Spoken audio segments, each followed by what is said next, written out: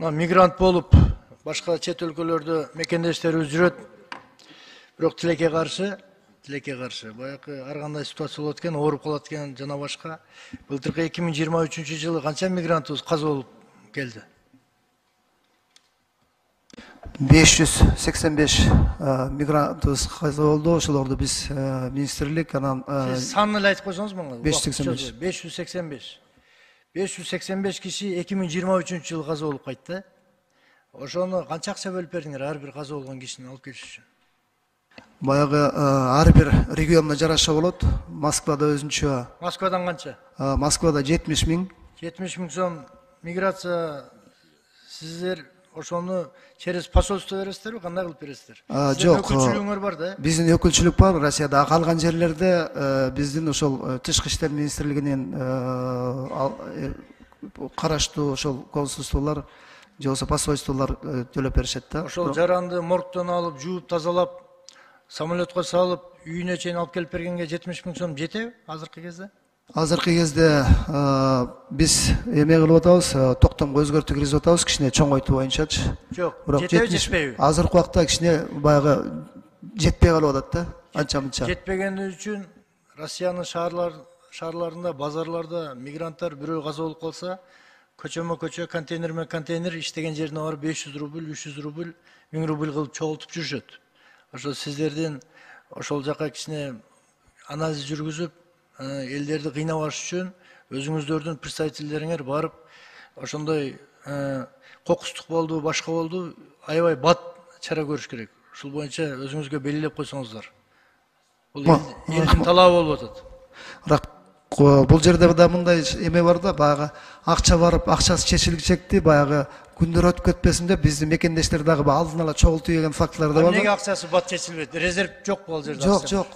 2-3 күндө барып калат да. Эмнеге акчаны азыр 15 мүнөттө отурат бар? Жок. Ошону айтып атам. Алар баягы тезирээк кетирелик деген максатта ошондой кылышы мүмкүн да, бирок аны баары биз бул жака келгенде ошол тастыган. Сиздин представителиңиз, посол, консул баары бюджеттен айлык алып отурат, элдин эсебинен. Мамлекеттин эсебинен.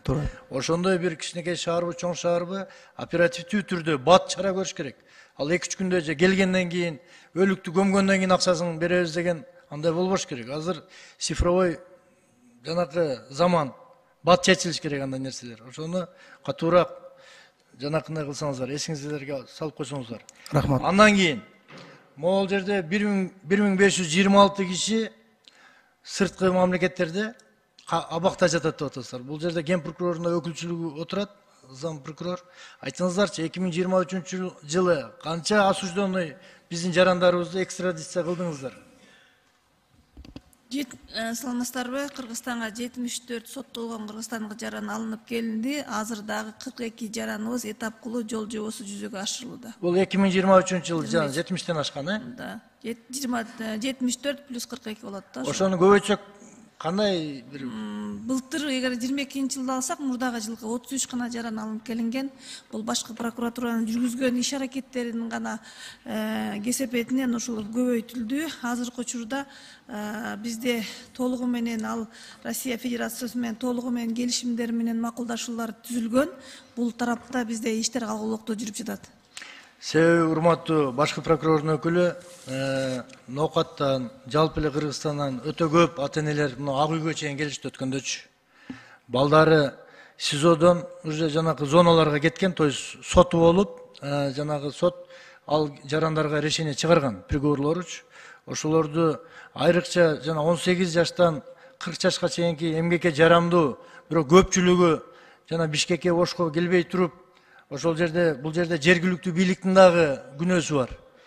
Москвага барганда жанагы закладка деп коет экен ба, наркотиканыч телефон менен жана бири-бирине 2000-3000 рубльга коюп кой деп отуруп, камалган аябай жаштарыбыз көп болуп атат да. Ушуга бир катуураак көңүл буруп, Курманкул Токторалиев дагы өзүнүн кичине аброю менен Россиянын башкы прокуроруна кайрылып, ушуларды жаштарыбызды жанагы зонада көп отурган сайын ал оңолбойт, бузулат.